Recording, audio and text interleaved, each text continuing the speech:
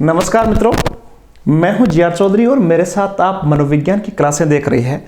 तो संभव क्लासेज की ये जो क्लासें हैं वो आपने देखी होगी। सारी क्लासें एक बोर्ड पे मैं आपको पढ़ाता हूं और कुछ चीज़ें आपको नोट भी करनी होती है।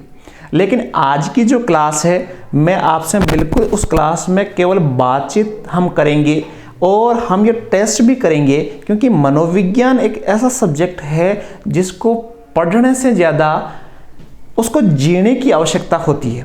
आज की क्लास में हम भरपूर बातें करेंगे और बातों के साथ साथ हम कोशिश करेंगे कि इन बातों में आपके जिस टॉपिक पे मैं चर्चा करने वाला हूं वो टॉपिक आपका कंप्लीट हो जाए।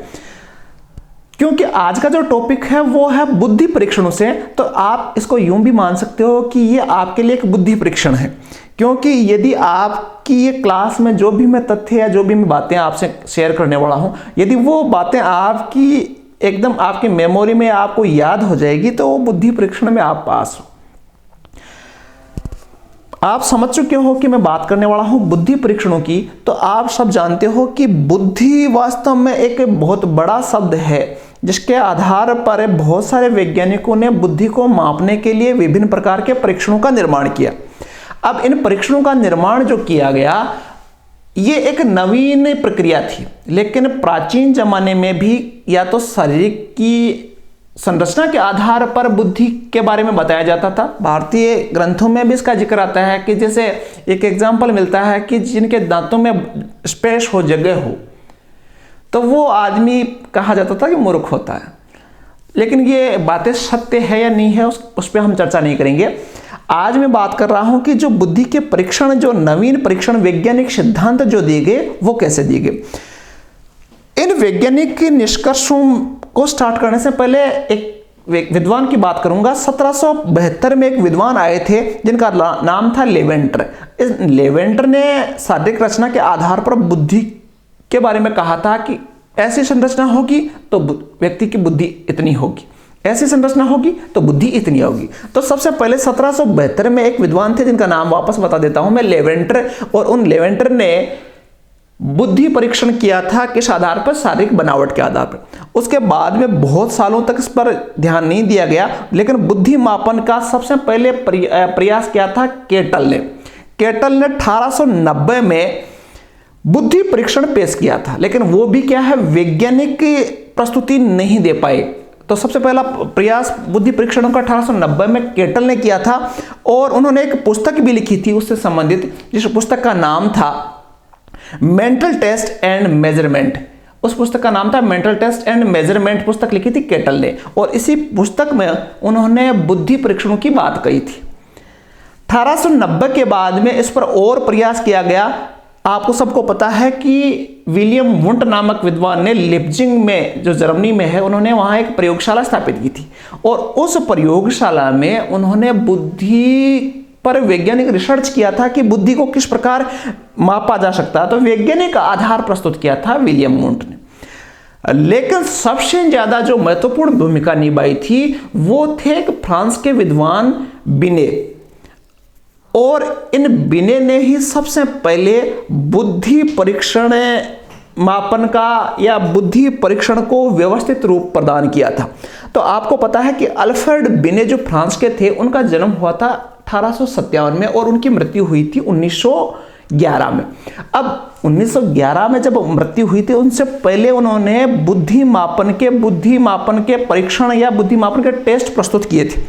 अब इसकी भी एक बड़ी प्यारी सी कहानी है कि फ्रांस में 1880-70 के दशक की बात की जाए तो उस समय जो मंद बुद्धि बालक होते थे, जिनकी बुद्धि कमजोर होती थी, उनको एक तरह से पागल बच्चे माना जाता था कि ये पागल हो गए। तो कई बच्चों की जिनकी क्षीण बुद्धि के बच्चे होते थे उनको जंजीरों से जकड़ लिया जाता था। आप भी देखते हो हमारे आसपास भी बहुत सारे ऐसे बच्चे मिल जाएंगे जिनको घर में कैद करके रखना पड़ता है।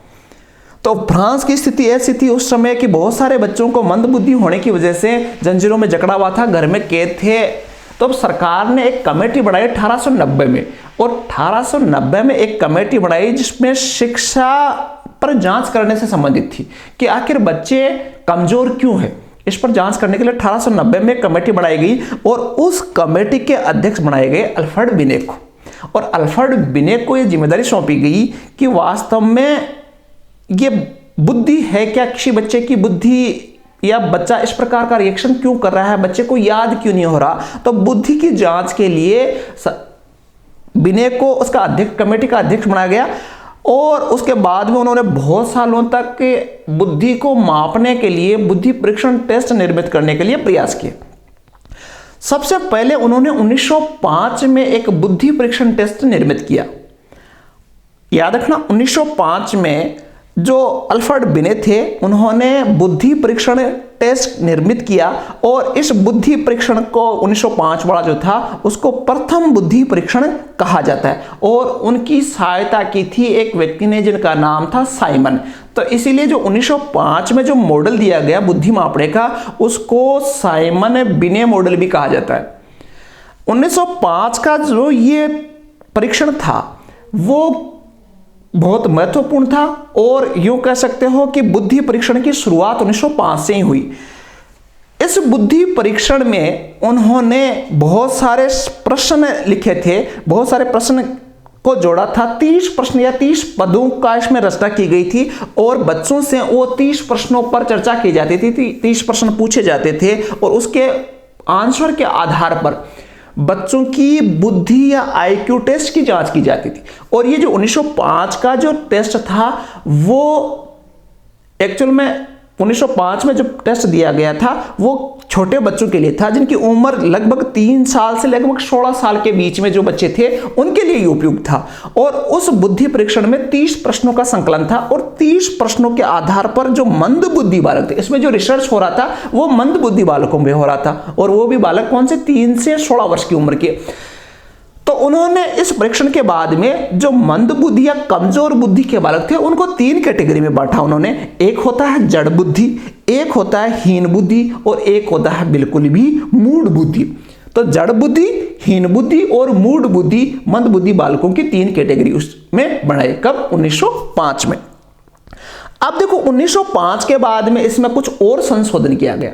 ध्यान रखना इसमें 1905 में दिया गया, उसके बाद में 1908 में इसमें फिर संशोधन किया गया और उसके बाद में जो 30 पद या 30 प्रश्न जो थे वो 30 प्रश्नों से बढ़ाकर इसकी संख्या होगी 59 या 59। तो प्रश्नों की संख्या बढ़ी।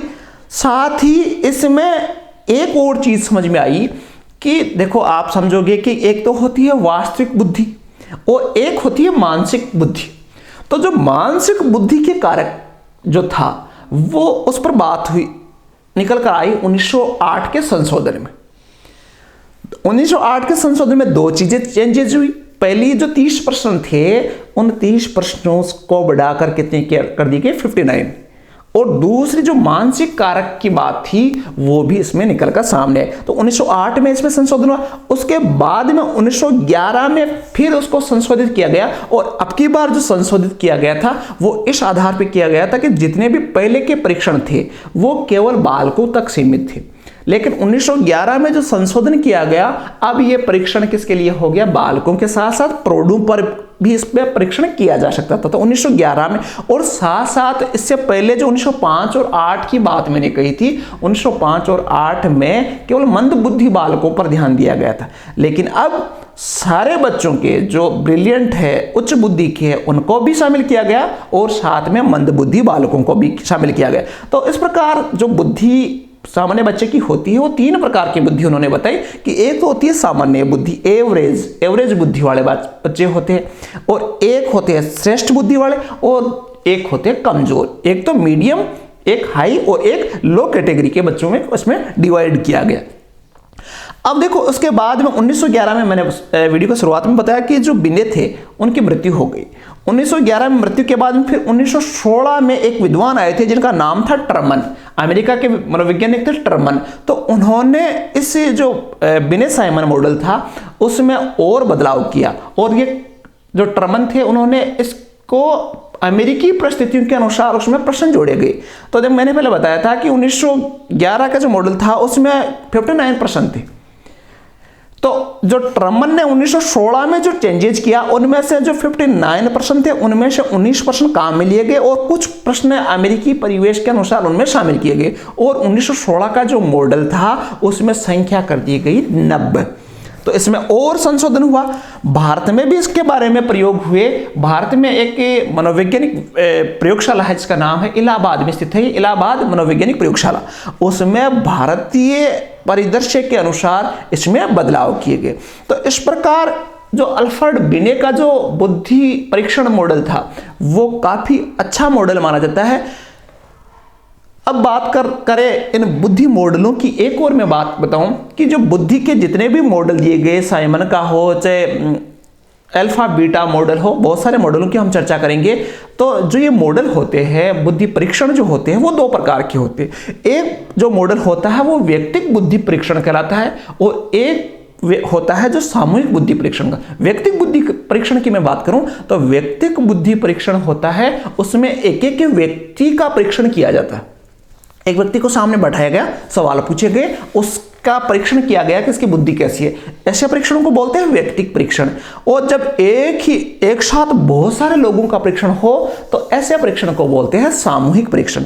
अब कोई भी परीक्षण हो, चाहे व्यक्तिक परीक्षण हो चाहे सामूहिक परीक्षण हो, दो प्रकार के होते हैं। दो क्रियाएं उसमें हो सकती है। एक होती है शाब्दिक और एक होती है अशाब्दिक। चाहे व्यक्तिक हो चाहे सामूहिक हो, दोनों की दो कैटेगरियां होती है। एक व्यक्तिक की भी दो कैटेगरी होती है, शाब्दिक और अशाब्दिक।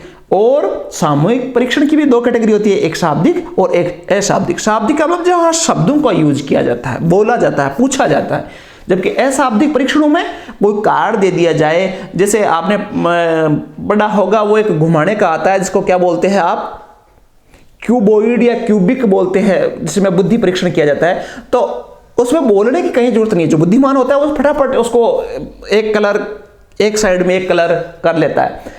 तो ऐसे परीक्षण होते हैं अशाब्दिक, और जिसमें सवाल पूछकर परीक्षण किया जाए वो होते हैं शाब्दिक परीक्षण। तो आज आपका था ये शाब्दिक परीक्षण।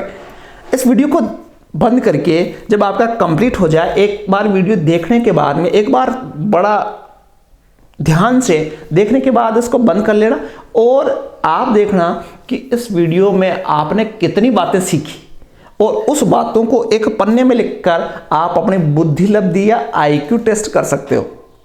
मुझे आशा है कि आपके साथ ये जो बातें हमने की वो काफ़ी सार्थक रही होगी और आपको बड़ा अच्छा लगा होगा। इसी प्रकार की क्लासें मैं लेकर आता रहूँगा, लेकिन आप एक क्लास को बनाने के लिए हमें बहुत सारी मेहनत करनी पड़ती है। तो आपको बस इतना सा मेहनत करनी है कि वीडियो को लाइक, शेयर और सब्सक्राइब जरूर करना है। आपके कमेंट हमें काफ़ी प्रोत्साहित करते हैं। इसी प्रकार के कमेंट्स आपके मिलते रहे तो हम एक से बढ़कर एक क्लास लाते रहेंगे। अगली क्लास के साथ हम जल्दी हाजिर होंगे। तब तक के लिए धन्यवाद। जय हिंद।